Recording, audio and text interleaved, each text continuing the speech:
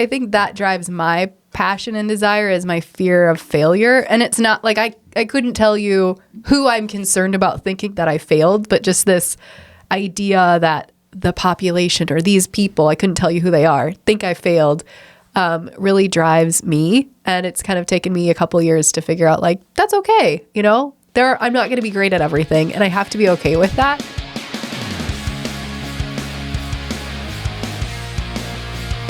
What's going on, everybody? My name is Ryan Snod. It rhymes with odd, and you're listening and watching the Rhymes with Odd podcast. Today, we're hopping in the booth with another amazing guest. We got Delaney Howell in the house. Delaney, welcome to the show. Yeah, thanks for having me, Ryan. I'm excited to be here. Well, we got another seasoned podcaster. Like I'm outgunned already with my guest choice today. So I'm really excited to have you in. We're going to talk all things like agriculture, broadcasting, kind of how you've grown your business and all the things with that. But I guess to kind of kick things off, can you tell us who you are and what you do? Yeah, and I would have to admit, I'm usually on your side of the microphone, so this feels a little bit weird to be the one getting asked the questions. My quick, maybe elevator pitch, if you will, grew up in southeast Iowa near Muscatine, for those of you that know the state of Iowa well. Grew up in a small community, small town. Columbus Junction's my hometown. And I grew up on a diversified row crop and livestock farm. So my dad grew corn and soybeans, and then we also had cattle and hogs growing up. So that was a really big part of what shaped my life and my perspective. I always knew I wanted to work in agriculture after high school, but I didn't exactly know where I fit in. So I started college at Northwest Missouri State thinking I wanted to be an ag teacher, and quickly discovered that was not for me. I happened to be working at our college town's local radio station at the same time while I was going through school, and I was their on-air reporter for the town city council meetings and the school board meetings. So not super exciting topics, but it really gave me my first exposure to broadcasting and being behind a microphone. And when I kind of figured out education wasn't necessarily the exact route I wanted to go down, the station owner and my boss encouraged me to add a broadcasting minor and get more involved in that on our campus station. So I ended up kind of pivoting my focus to still being in agriculture, but more in agriculture, communications, broadcasting, and an international focus as well. So that was kind of a pivotal moment, I guess, in my career trajectory. Following that, I studied abroad. I've done a lot of traveling. I decided to get my master's in ag communications, and I've worn a lot of different hats in my career path, and I've not really taken a very orthodox route. I've only had one full-time job, and most of the other stuff was freelancing. I started a couple of businesses, and so today, between my husband and I, we actually have 5 businesses. Wow. Yeah. So very cool. All ag focused, or for the most part? No, actually we have one business because we both work in agriculture and we farm. That's one of the businesses. We decided we probably should have a business outside of the ag space to maybe protect some of the risk from that. So we actually have a real estate investing business. So we own a multifamily property, and then we've also invested in some like home builds and things like that. Oh, super cool. So rattle off the businesses for me just so people kind of understand. So we have the farm. Yep. And you guys, it's row crop, yes. Right? So corn, soybeans, or okay. And then what else do you guys do? Yeah, so the farm, which is in Tama County, Iowa, so kind of between Des Moines and Waterloo, Cedar Falls. Then we have the real estate business, D&B Investments. Nice. My husband's name is Blaine, so that one was pretty easy. I have a podcasting business, Ag News Daily. So we produce a weekly show focused on news, agriculture, commodity markets, things that really impact farmers and ranchers. And then I have a digital marketing agency that supports small to medium-sized ag clients, telling their story to farmers and ranchers, getting their name out there. And then my husband has an agronomic services business with another partner. So I don't really touch that business outside of helping with some of their marketing, but they provide different services to growers like soil sampling, side dressing, seed treatment, things that maybe don't mean much to most people. Sure. No, it's super cool. And the more I talk with a lot of people in ag, a lot of people wear so many hats. Like rarely do I meet a farmer that's just like, yeah, we just raise pigs. Yeah. And that's the end of the conversation. So he's like, well, we also have seed business, and we also maybe do some other technology business, something like that. So it's not uncommon, I feel like, when I meet a lot of people in ag. So yeah, and I think it took me a while to recognize this because when I was growing up, entrepreneurship maybe wasn't something I thought about. And I had this conception that to be an entrepreneur or a business owner, you needed to have a physical storefront or property or brick and mortar location. And looking back now, my dad really was the first entrepreneur that I was exposed to because, you know, we did farm with my grandparents up until a point, but my dad really started our family farm from scratch. So we weren't we were, you know, 6th generation farmers, but we were kind of building a new farm. My dad had a different approach than what my grandpa did. We didn't necessarily have a bunch of family ground that he inherited to start. And so I think really seeing him run that business was my first exposure to it, which I really didn't conceptualize, I think, until I became an adult and recognized, oh, I actually do know some of these things. I watched them as my dad was building his farming business. Sure.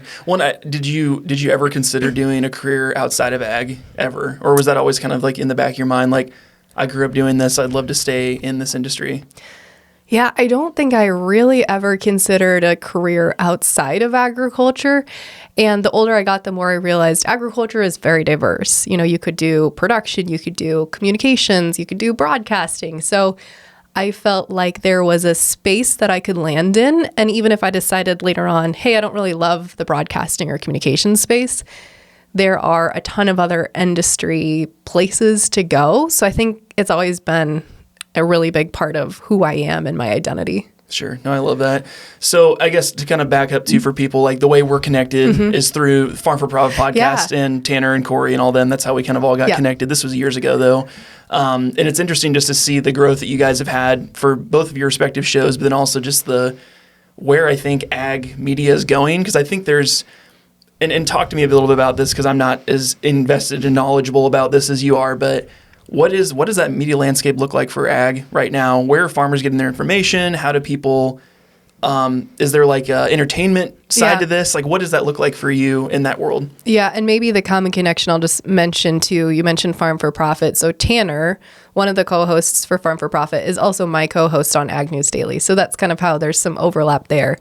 But in relation to your question about the media landscape, it's interesting because usually in agriculture, we're about 5 to 7 years behind other industries as far as adoption, innovation, etc. So you got to think back to like 2019, 2020. That's kind of where agriculture media sits compared to maybe fitness or health or Medicare, any of the other industries out there. So I should have also mentioned when I mentioned my background, I'm on the national board for the National Association of Farm Broadcasters. So it's an organization that is geared at supporting, a professional organization geared at supporting rural radio, TV, print, etc. broadcasters, so people behind a microphone. I'm kind of a maybe non-traditional member because I've worked in radio, but I don't currently work in radio today. And we just did some research for the organization a couple weeks ago now, maybe a month or so. And so it was looking at that exact question, what are farmers consuming for media? And what really a lot of different reports are finding, there's one that came out recently from Successful Farming, which is a big ag publication. They're finding that farmers are consuming just more media in general. So they're consuming more radio, more podcasts, more social media, more YouTube, etc. Farmers are really hungry for news and information. And so I think there's a little bit of a generational divide where maybe we see younger farmers tending to use more digital platforms and older farmers using more legacy platforms. But overall, they're just hungry for information and entertainment. Sure. Well, I find it super interesting. And we were just shooting for Iowa Corn last week in Clayton County, like super far. I mean, I think it took me an hour on gravel to find a paved road after we got done with the shoot. I'm like, where the heck are we? We're in the middle of nowhere. But we shot with 3 different growers, and one of the tractors we were in was playing an ag podcast. I love that. And the guy driving was like in his late 20s. He's like a 7th generation farmer. And that's the super cool thing to me is like this overlap of where people are seeking out digital platforms, podcasts, talk shows, things that are like educational, but not just like news, like a legacy news station like Fox or NBC or something like that. It's like they're looking for other pieces to find other different perspectives. So I think it's super interesting because there's not a ton of people, I feel like, in the ag space that at least have any piece of that world that have stuck around for a while, right? You talk about some of the things like the consistency is key. Because what's been the hardest thing for you with Ag News Daily to like do do a very regular production and like stay on top of it with all the other stuff you're doing. Yeah. When I started the podcast in 2017, it was a daily podcast when we launched it, with the intention that, you know, farmers are going to get news and information somewhere on a daily basis, especially during seasons when they're sitting in the cab of a tractor or a combine, like planting and harvest. So we intentionally created a daily show because we wanted to connect with growers on a daily basis. That was really hard. So 2017, how many years would that be? 17, 18, 19, 20. Yeah. Okay, I was like 8 or 9 years, right? That we had done a daily program. And so it's changed since then. And you did daily for that like till recently. Yeah, March of 2024. March Holy of 2024. Cow. We at that point in March of last year transitioned to once a week. Oh. Now we have audio and video. Nice. But yeah, I'm a big proponent of that, as we can tell. I know. Yeah, but I just think back like, holy cow, we produced, I don't know, 1,500, 2,000 episodes, something, because it was every weekday, 30 minutes a day. We were doing all the prepping for the content, you know, writing things, posting on social media, editing. It was just audio, so it was a little simpler. But there was a lot of time and energy that went into that, and it was a labor of love for sure. And then when Tanner and I started partnering together a couple years ago, you know, we were heading into our 8th season last year and thinking, what can we do to really shake it up, make this maybe more exciting? I was kind of getting to a point where I felt kind of stale and I wasn't maybe excited about it anymore. And, you know, he was doing the farm for profit stuff and had been doing video for a while. And he suggested that we transition to this new model. So it's been really good to breathe some life back into it. We post really regularly on all social media platforms. Our TikTok channel really has blown up since starting video. We still get comments from people sometimes that they miss having us daily, but we had to make a change. Sure. No, that's insane to keep that consistency, because you think of any other, like a YouTube personality that has really popped off. Usually it's like years that they try doing that, or other, I mean, TikTok's probably a terrible example because it's a newer platform, but some of these more legacy platforms, it takes a long time to build an audience. What's the biggest lesson you learned from doing a show that long and that consistent? I mean, I think consistency is a big part of it.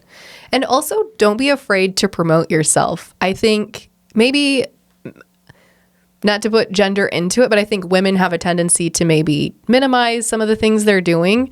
And I would say I can relate to that. I would say I'm a pretty confident, outgoing person, but I still felt maybe, and I still do, sometimes feel hesitant to tell people all of the things I'm doing because I don't want it to come across as I'm bragging or I'm better than someone or condescending to them. So I think looking back, I should have done more probably to promote my brand and that name. But that was probably a lesson I learned too, was being consistent, keep doing it even when you feel like nobody's listening or watching, and don't be afraid to promote it, because that's how people will come across you and find you. It's funny because I can't remember where I was going, but I happened to look over on an airplane, and I wasn't in Iowa. I think I was flying home or flying somewhere else. And I looked across the aisle in the airplane. I don't know why. I just happened to look over, and this guy was listening, maybe because he was wearing some sort of ag brand on his shirt. So I was like, oh, maybe he works in ag. Maybe we know somebody that knows, you know, a connection. And he had his phone pulled up, and he had our podcast on his phone. And that was just kind of this cool moment. And I leaned over and I said, oh, do you listen to that podcast, et cetera? You know, I started kind of asking him some questions, and I said, that's my podcast. And he just kind of had this shell-shocked look on his face, and it led to a great conversation. And you never just know, like, those moments really feed into, I think, your fuel to keep doing it too. Sure. No, I totally connect with that. I was at a networking event Wednesday, and I was about to leave because I was kind of like, I'm trying really hard, as we talked about earlier, like try to get back into the world, because I've been head down for so many years that I'm like, I need to come out of my cave every once in a while and talk to people. But I was about to leave this event, and someone came up and said, Ryan Snod, it rhymes with odd. And I was like, hey. And she's like, I listen to your podcast. I'm like, such a wild time when you meet people out in the world, because you just kind of put this out, especially with podcasting. There's not a ton of data compared to other platforms out there of like who, when, where people listen. And sometimes you probably feel like you're just talking to an empty room. It's like to meet someone out in the public that's watching or listening. That's so cool. It is. It's really fun. That's sweet. Okay, so we kind of danced around this farm for profit connection. Yes. Can you talk me through the business model, like what you guys do and like how you're connected to Tanner and how that whole world works? So when I launched the podcast in 2017, I actually had a different business partner at the time, but we really get paid through advertising revenue. So fast forward, that business kind of changes. The partnership changes between myself and my former business partner. And 2020 with the derecho here in Iowa actually was kind of a, I guess, landmark milestone moment, because that was the only week. I think we only missed one episode, but that over the course of, whatever that was, 4 years, 5 years, we had only missed one episode. And it was that week of the derecho because we didn't have power, no signal, no nothing. I was very anxious that day that the derecho hit. I think it was a Monday and I was working from home. And, I didn't really know it was coming. It gets bad, dark. I'm in the basement by myself. I'm trying to talk to my husband and I lose power. And I'm like, well, I guess we're not doing a podcast today. Like, that is unrealistic.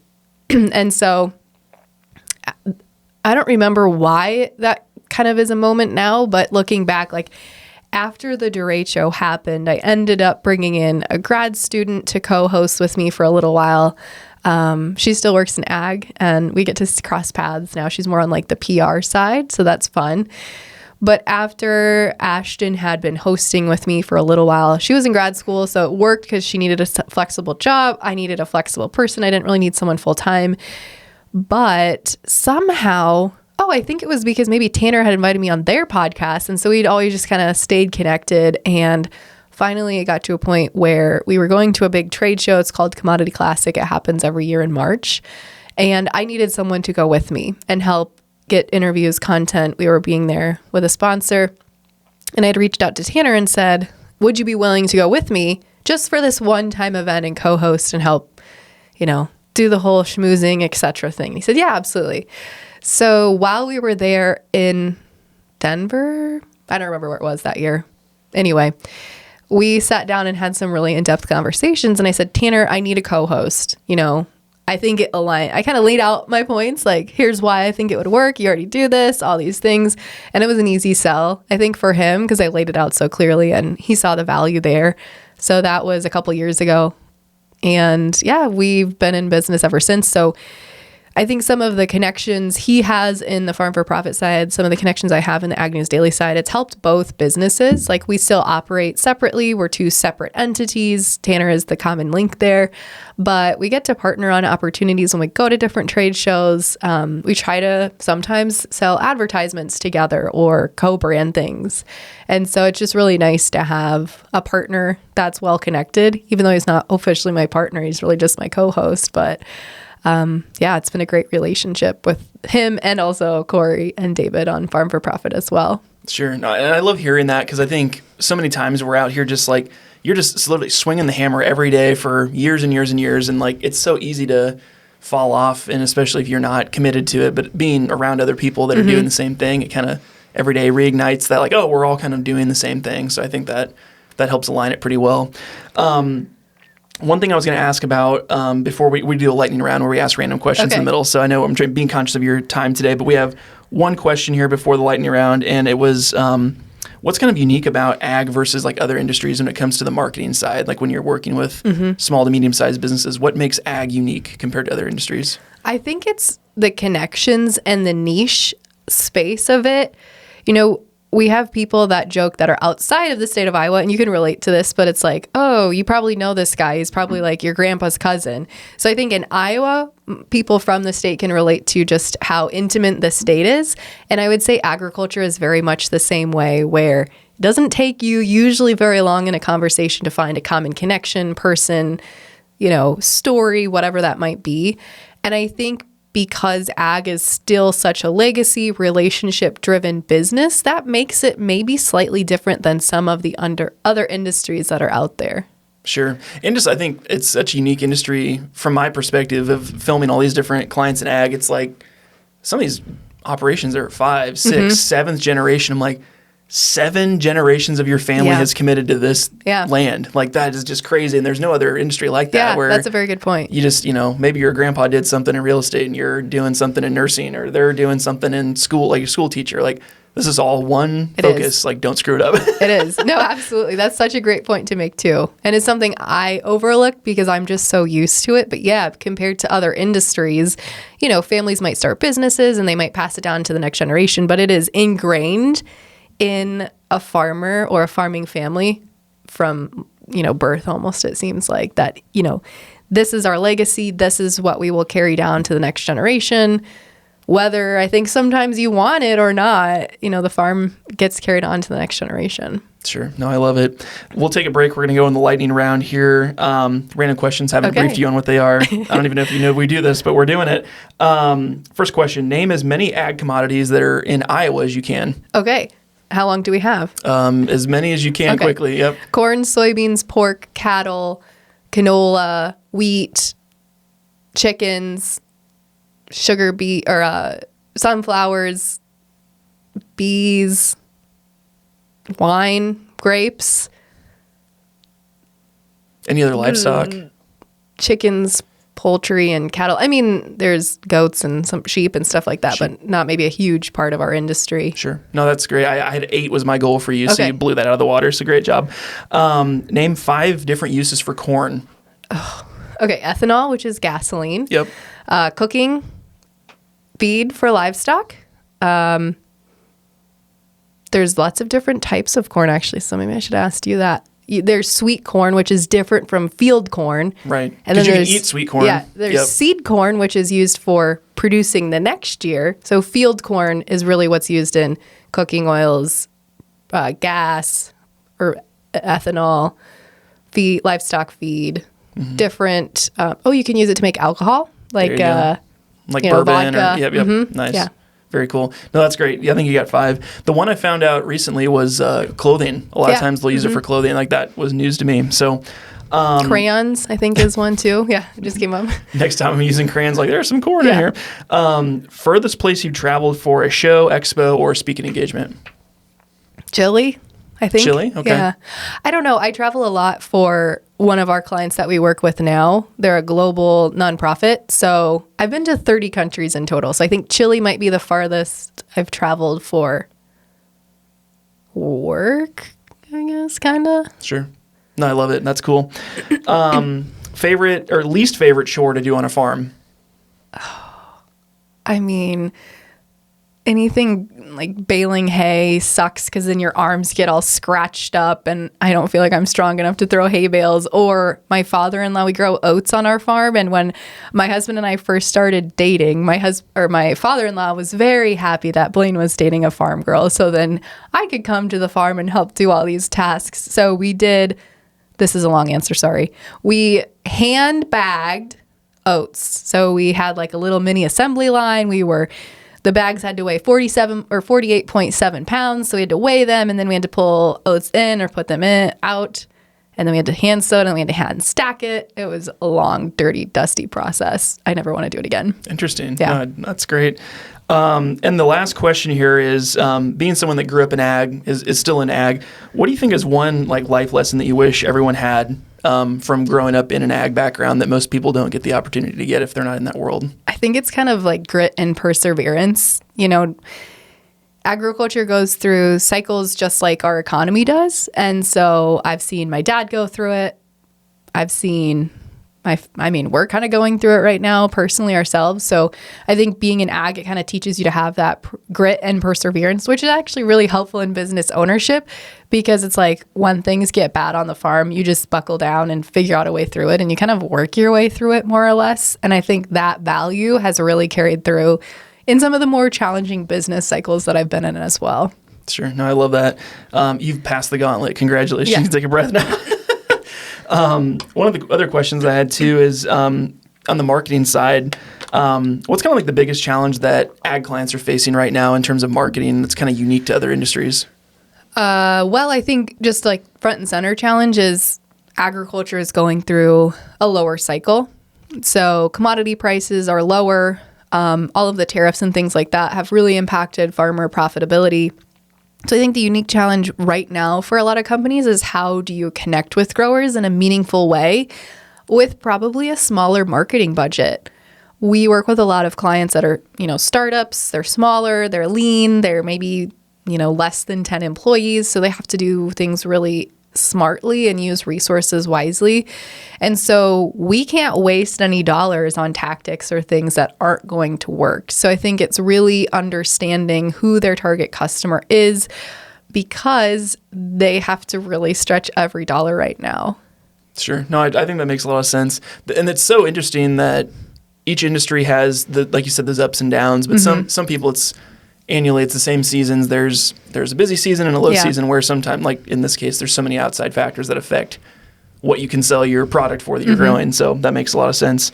Another question I had too is more, you kind of alluded to it earlier, but being like a woman in ag is a unique experience. Talk to me a little bit about how that has been helpful and hurtful, and what your experience has been going through that in your world. Well, I would say my generation has been really lucky, because I think there were a lot of women before us that kind of paved the way for other women in ag. So yes, I think sometimes the perception is that women in agriculture are still the minority. But in fact, I think the latest USDA census was pretty even, that, about 50% of the farmers are men, 50% are women. And so I think women have really kind of carved their path in this space. So it's been really fun to do and, connect with other women, especially my age group. I think there's a lot of women interested in being in agriculture in different capacities, whether that's their farming or, they're in media or marketing or production or whatever. But it's something I've been really passionate about lately. And so I haven't even really actually announced this yet, but I'm working on a project in the background. By the time your podcast launches, hopefully this will be public. So in like 3 or 4 months. So I it'll feel be like out then, I can mention it then. I've been working on putting together kind of a network for women who own businesses in rural America. Because what I found when I started out was I didn't really feel like I had a network of people to go to. I kind of just figured it out on my own, right? Like, my parents are very intelligent, but my dad had a farming business, but he didn't really have a business that dealt with other people or clients. So I didn't really necessarily have a person or a place to go to ask questions like, hey, how should I structure this contract? This client said this to me. How should I handle, just some of those day-to-day tasks, and also bigger picture things. So I've kind of built that network for myself, but I know a lot of women who've recently launched their own businesses, whether it's, they're a local coffee shop or a flower shop. I have a friend that owns a small flower shop in a small town in Iowa, a consulting business, a law firm, whatever that is. I think working in a rural space, you just maybe don't have, I think you have access to resources, but you maybe don't always know where to go. And so I'm really passionate about helping other female entrepreneurs. So I've been working on this project to launch, we're going to see how it goes, kind of a pilot conference to bring together women in rural spaces that want to network, learn things about business development, business growth, because I also think that helps support our small communities. And that's something else I'm really passionate about too. I love it. In terms of the business model for that, is it going to be a live event type of business, or are you planning on doing like a monthly mastermind group or a digital experience? Because obviously if they're all rural, it's going to be hard to get everything together. Yeah. I think maybe those are potential spinoffs that might come out of it. I don't want to go into it assuming or hoping for a specific outcome, but I think that'd be great if, a mastermind or classes or just even a Facebook community came out of that event, because again, I think it's important to have those mentors and people in your network that you can go to. And I just think that women generally are maybe more open to sharing and being a little more transparent and vulnerable. So that's why I'm starting with the focus on women, but maybe this spins into just a rural community for rural business owners in the future. Sure. That's super cool. As you're going through, like, in terms of time commitment per week or per month, of all the businesses you're doing, what takes the lion's share of your time, and which one fills your cup the most of all the businesses that you work in? That's a great question. I think filling my cup, it kind of transitions in the seasons, if you will. But I would say my agency, Ag Culture Marketing, takes up a lion's share of my time. I'm probably putting in, 30 to 45 hours on that business, probably 5 to 10 on the podcast business. our real estate business kind of ebbs and flows. We're landlords, so sometimes we have to deal with, those kind of fun things. And then the farm, the nice thing about being an entrepreneur is if Blaine needs me during harvest, I can kind of set my own schedule to say, hey, I'm going to be out of the office today because I'm going to run the combine or whatever. So that's maybe kind of a breakdown of my week, but it's always different. And I travel a lot as well for clients, but also I do speaking engagements. And I know you've gotten to see one of those. You helped me record one a while back. You did a great job, by the way. Thank you. Everybody was locked in. Yeah, perfect. That takes time too, away from all the other things. So again, I think that kind of ties back to that rural grit and perseverance. It's like some weeks just really suck, but you just have to get through them, and there's light at the end of the tunnel on the other side. So Sure. Well, I'm sure there's times of the year where, like you said, harvest or planting, where you guys might not see each other very often, or you have to go to certain other things. But I think that's good to have the flexibility where everything's not requiring so much of your time. Yeah. Because with the agency, do you guys have an in-house team that can help take some of those things off, or do you guys use contractors, or what's kind of that setup look like? Yeah, so on the agency side, we have full-time employees, and then we also have contractors that we work with. So our team's fully remote, which is maybe kind of unorthodox from the traditional agency setting, but it's worked really well for us. And we still get together in person. We still see each other daily because we have, daily meetings, for example. And it's just really given us that flexibility to scale the business differently because we don't have, a physical building or infrastructure costs that we're having as overhead. Sure. That's really cool. And I think it's where a lot of things are going, where you can hit that statewide or regional or even national talent pool. If you have somebody that lives in Idaho who doesn't want to move to Iowa, or it's like, okay, well, we can still work together, and you don't have to drop your everything and move here to work for me, And one of my clients said it so well. She said, we invest in people. And I don't know, that really resonated with me because, yet to your point, if you're focused more on finding the best person for the job rather than being concerned about where they live or can they be in an office with you, I think it opens up your talent pool immensely. And we found some really great employees that I would never have ever been exposed to if we hadn't been willing and receptive to have a big net to cast. Sure. You mentioned doing some of the landlord stuff. What is the property you guys manage local, at least, that you can go check in on it? Yep. How far away is it from where you live? From our house, it's about 15 minutes. Okay. Yeah. So it's not too bad. I know some people have really bad horror stories when it's like an out-of-state property and they can't be there or see it, or, you just really have to trust on your vendors that are there, cleaning crews or whoever that's coming through just to check in on things. So I'm going to manifest it into existence right now. I really want to have a property in like Colorado or Hawaii, like a vacation rental property that we also could use. So I'm going to manifest it into existence right now, Ryan, but that would be more challenging to manage, of course. Sure. No, I think that's a good excuse. If you like going those places, you can stay at your own place. I know we've had a couple real estate investors on the show. One of them most of them have talked about this kind of like midterm rental phenomenon going on in Des Moines in particular, of like specifically travel nurses that are coming in for like a 3-month period, and you can charge like top dollar for that chunk of time, and then they rotate to the next. But then if you're connected to the employer, they'll just like send you the next person. So it's like this constant feed of renters that comes through, which is pretty cool. I know we haven't dipped our toes into that water yet. I'm really eager to try like midterm rentals or Airbnb kind of rentals. My parents live a nomadic lifestyle. So this is a separate segue, but I'll come back to this, I promise. They sold our family farm in 2020 during COVID. My dad was dealing with some health issues. Livestock farming is really hard on your body. You physically have to go out and feed the livestock multiple times a day. So it's just really hard. And so they ended up selling the farm in 2020. They decided after that they weren't going to buy a house or have anywhere permanent. So they actually split their time. Half the year they're in Florida, half the year they're wherever the wind takes them. The last 2 summers, they've been coming back to Iowa. And this summer, they're living here in Des Moines, which is fun to have them. And my dad comes and mows our lawn sometimes, which I really appreciate.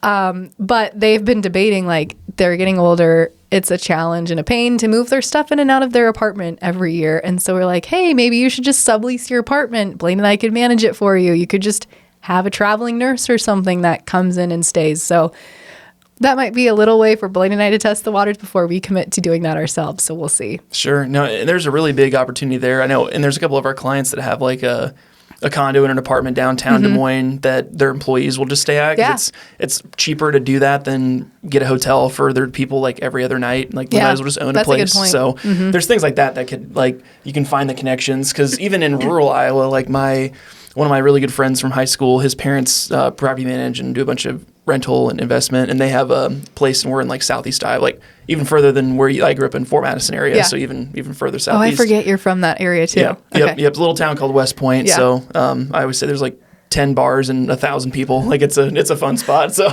but they were having troubles with their short-term rental, and they could not fill it because no one vacations to Southeast Iowa unless you're coming back for Christmas or something, and your house is full. But they had connected with a local like manufacturing plant that had I think it was like a safety manager come every 2 months or every 2 weeks. They had a new safety manager come, and they'd rotate out, and it was like put them in a hotel. It was like $150-$200 a night for this hotel, just like eating, and that no one wants to like live in a hotel for 2 weeks. Yeah.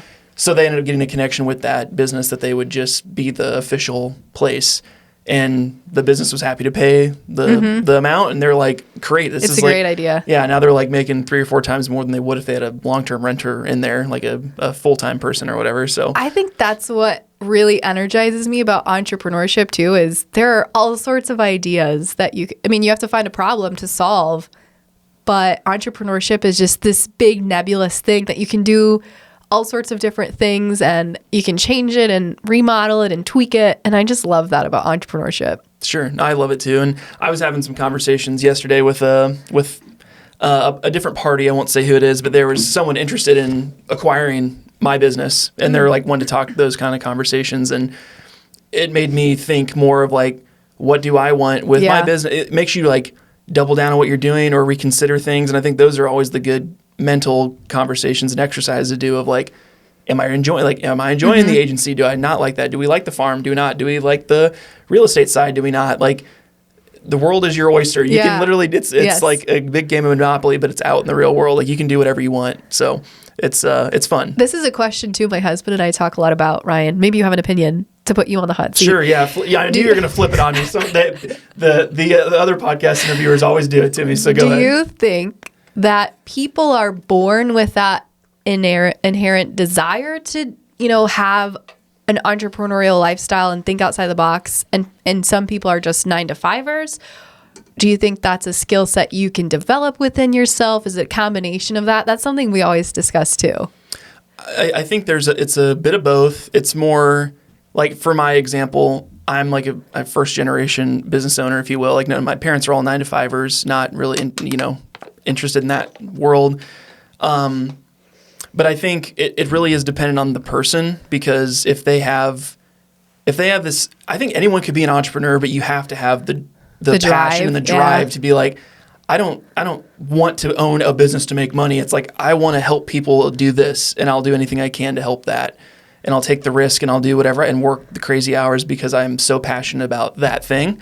So I think that's really where I think that comes from, because I've met a lot of people that are late bloomer entrepreneurs that start up and when they're like 40, and they're like, oh, like, I'm going to start this, like a Colonel Sanders here in their 70s, like, I'm going to start a chicken restaurant. Like, if they're too passionate about that chicken, then go crazy. But I don't know. I think, to answer your question, it's a little bit of both. And there's no like, if you weren't an entrepreneur in your 20s, you can't be in your 30s or whatever. Like, there's no rules to it. But I think it all stems from passion and interest. And there's no like, my parents were business owners, so I have to be, or my parents were farmers, so I have to be. It's like, you can pick your own destiny. You can choose whatever you want. So it's interesting too, because a common remark I get from people when they find out that I do own multiple businesses, they're like, that's so scary. I couldn't imagine leaving my job, and it's, financially secure, etc. And my mentality when I started my businesses was, I started most of them out of college. So I was already used to being on a tight budget. I was kind of poor. I didn't have a significant other or children. My husband and I still don't have children, so I think we're willing to take more risks.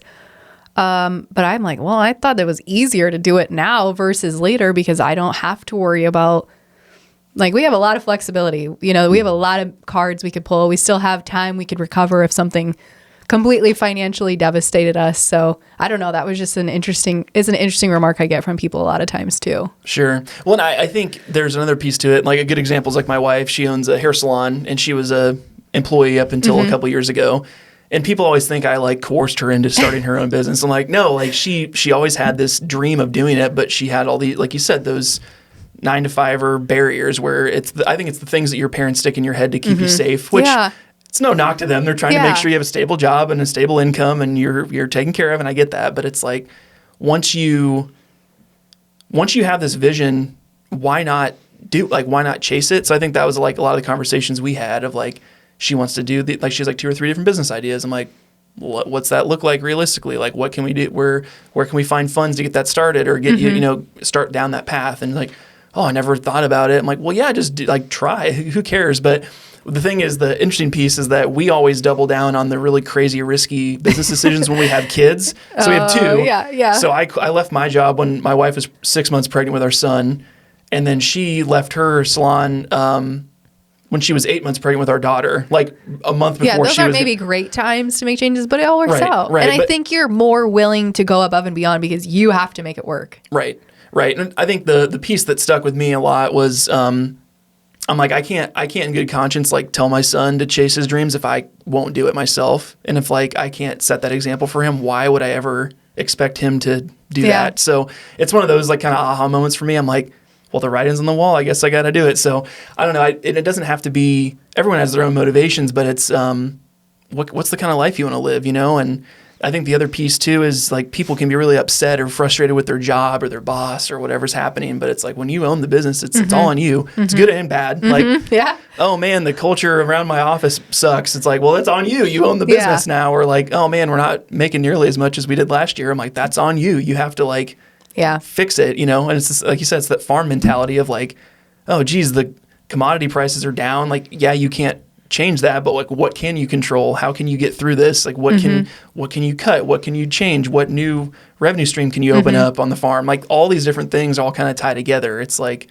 just dealing with hard stuff, So no doubt. Gosh, you summed that up so well too. Yeah. What other question? Now you got me on a roll here. Now I'm all hot under the collar. What other pressing questions do you have? Oh man, I don't know. We have a lot of these deep conversations, and I think that kind of ties into like you have to find the right partner. I think that was another big decision you make in life, and feel really good with. I mean, we're 3 years into marriage, but I think that really highlights the stress of picking the right partner for you, whether you're married or not, but just making sure that person has those similar dreams to you. And that was something that Blaine and I talked a lot about as we were dating and we got into more serious, we got engaged, all those things.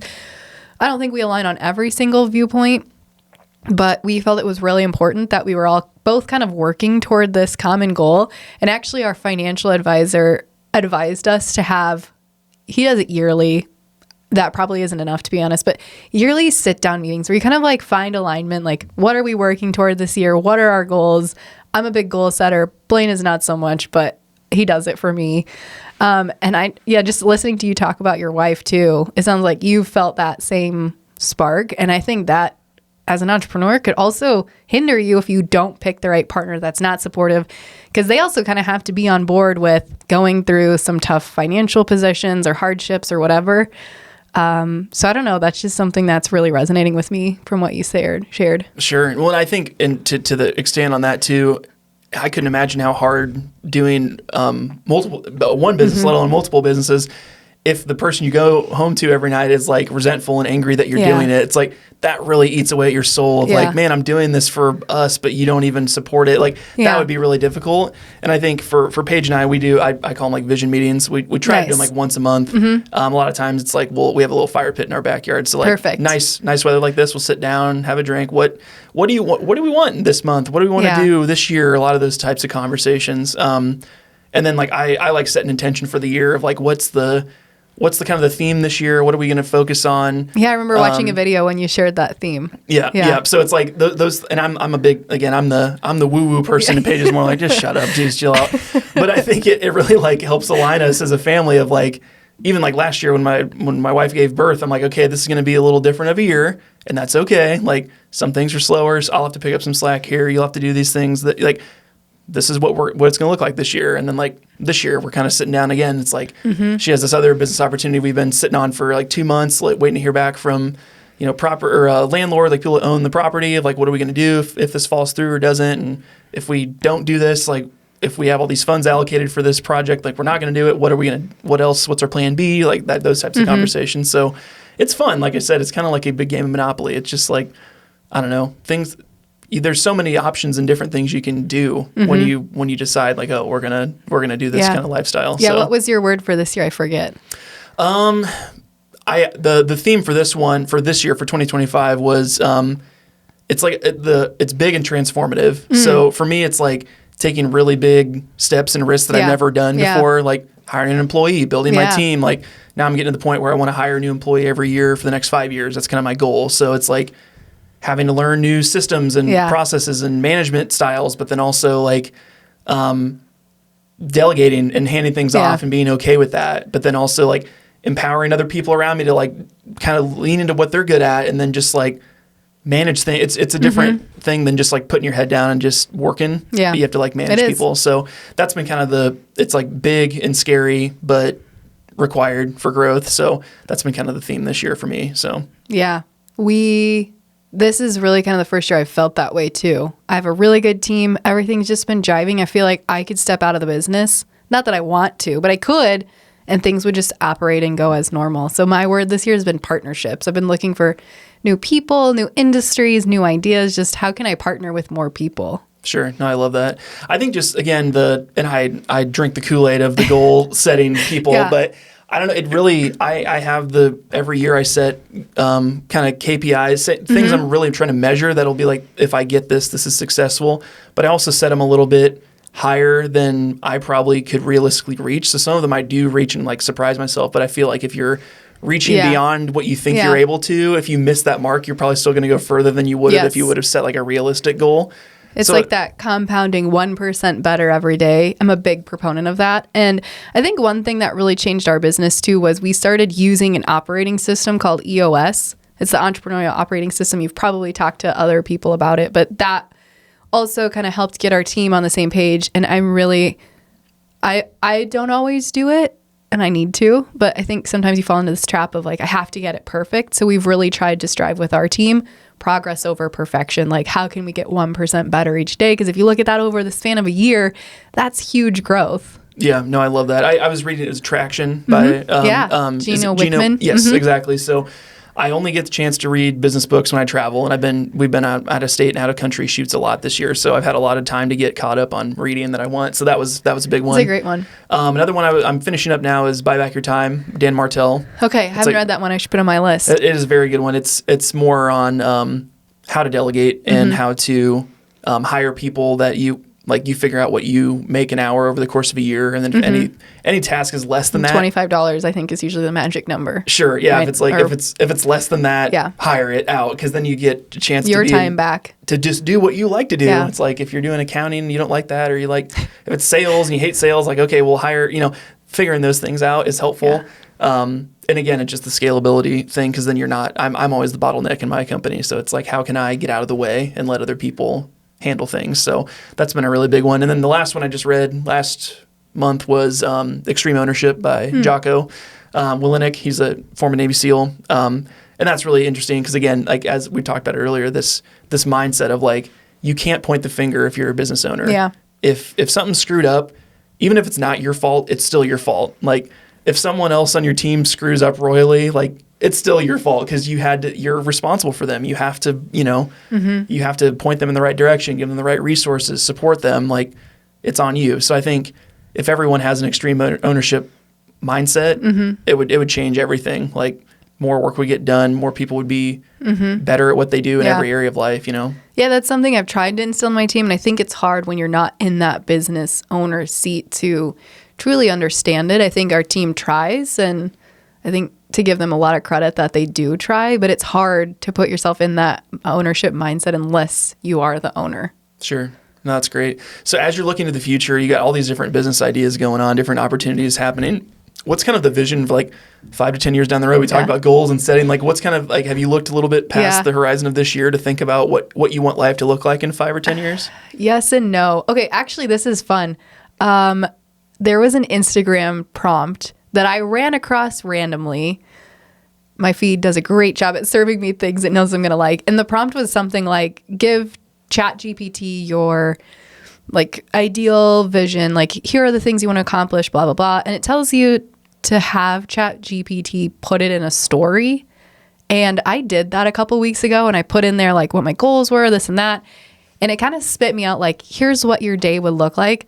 And I'm not going to lie to you, I'm not really a super emotional person. I was crying by the time I read the end of that ChatGPT story. And so I don't know. It was like that gave me kind of this vision that I'm working toward.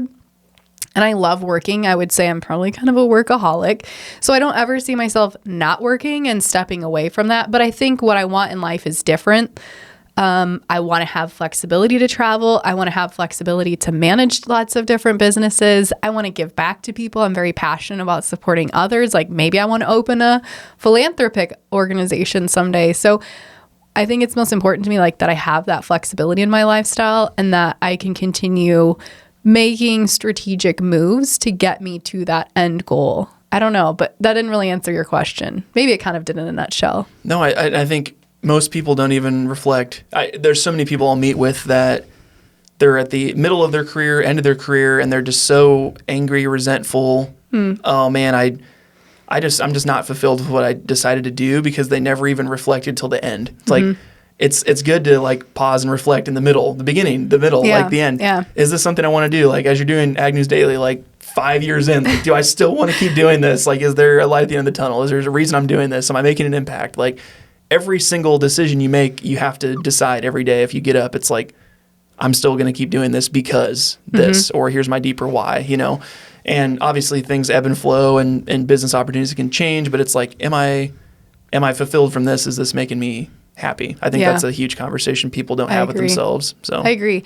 And I think part of it too is giving yourself the permission to have that conversation with yourself. I think for me, I'm really driven by this desire, this fear of failure.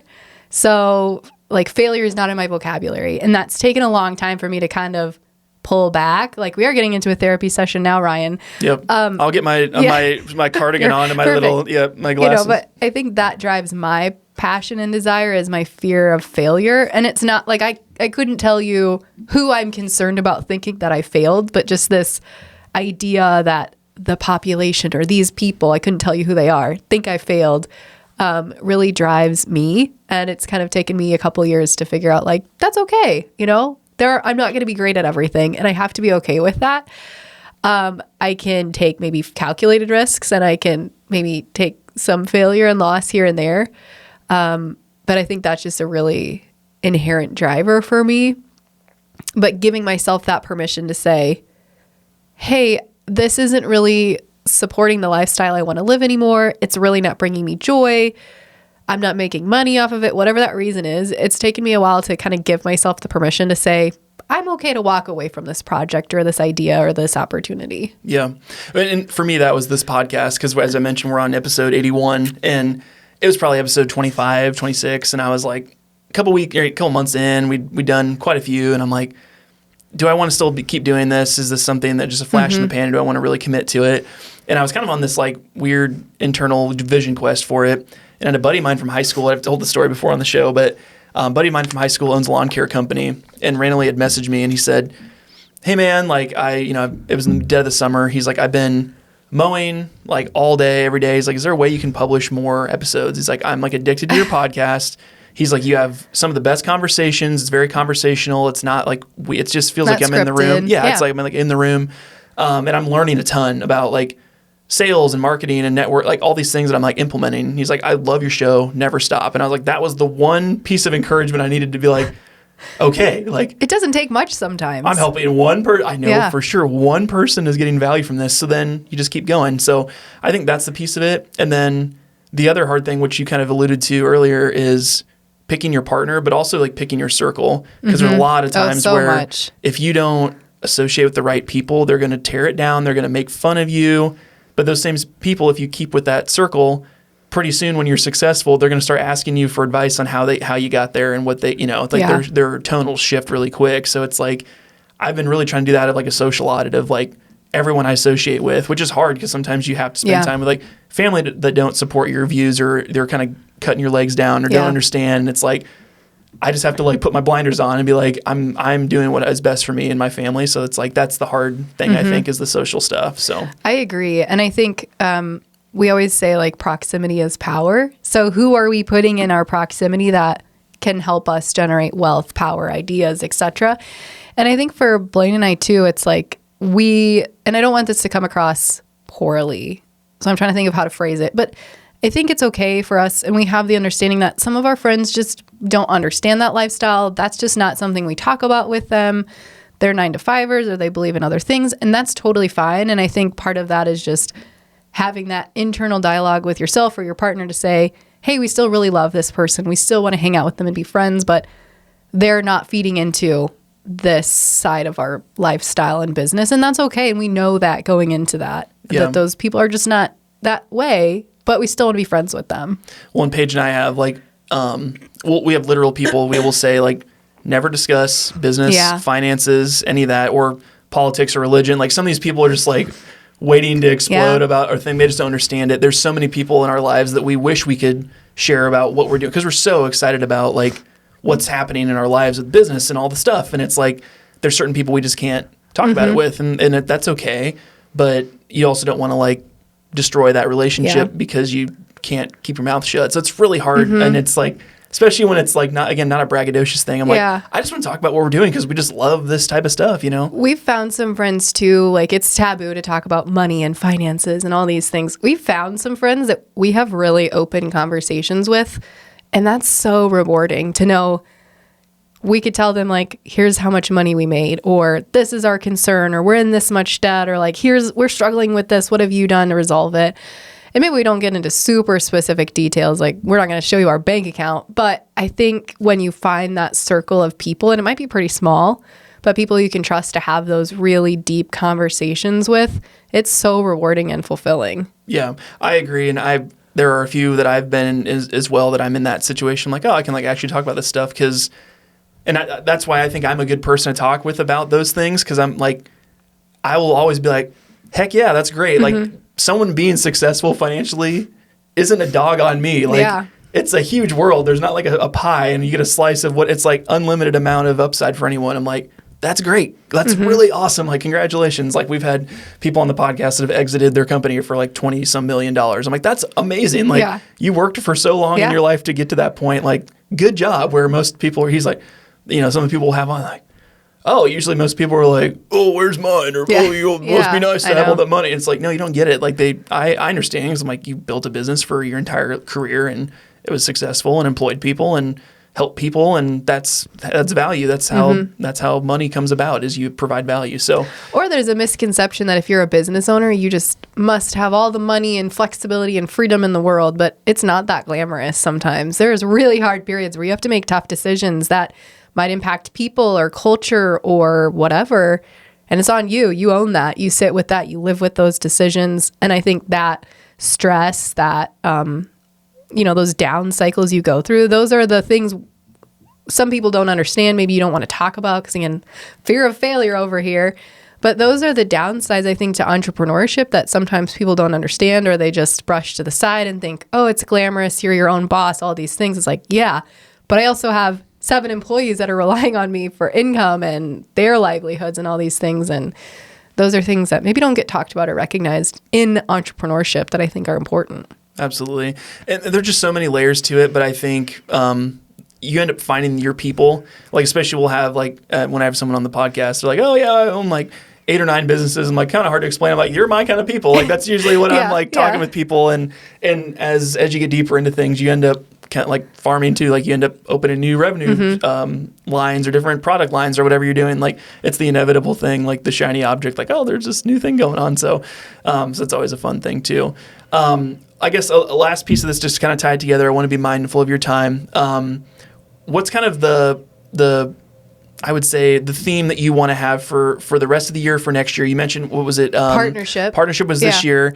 as you're continuing on, is there like a theme that's starting to bud up that you think, oh, in the next 6 months, this will probably be a big focus for me next year? I think sustainability. I grew my business really fast and maybe not always in the most sustainable manner. So it's like, how do I create long-lasting relationships and partnerships? And how do I do that in a sustainable way that provides the lifestyle that I want to live, but also the lifestyle I know my employees want to live? No, I love that. Delaney, it's been a pleasure to have you on the show. Thank you so much for coming on. Where can people find you? If they're, I mean, you have a lot of different businesses. Yeah. I guess probably a good place to be like the podcast and then maybe the agency as well. Yep, absolutely. So I would say for me personally, I'm most active on LinkedIn and on X. So you can find me, Delaney Howell, on both of those two platforms. My businesses are on all social platforms. So Ag News Daily is the podcasting side. You can listen to the podcast on all major podcasting platforms if you want to learn something about agriculture. And then my marketing agency is agculturemarketing.com. And we'd love to hear from you, or just, like you said, even just one comment. If somebody reached out and said, I really liked your episode, I have a question about this, that just really inspires me, fills my cup, as I'm sure it does with you, Ryan. Absolutely. Yeah. And if at this point, when the episode comes out, if your female rural business ownership group is together, we'll definitely put details of that in the description box below. But thanks again for coming on. Really appreciate your time. Thanks for having me. Very cool. Well, if you've made it this far on the show, you guys know what to do. Make sure to give the video a big thumbs up and subscribe if you're watching on YouTube or Spotify, and tune into next week's episode to check out all the fun things that we're doing next week. But until then, my name is Ryan Snod. It rhymes with odd, and I'm out. Peace.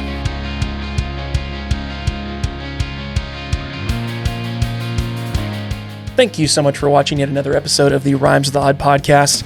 We really do appreciate your support. If you could give us a 5-star review on Apple iTunes, that makes a world of difference, guys. Also, if you're tuning in on YouTube or Spotify, make sure to subscribe so you don't miss another episode, and check us out on social media. Also, if you'd like to inquire more about our services here at Snod Media Group, or learn about doing your own podcast for your own business, you can find us at snodmedia.com. We'll see you in the next episode. Peace.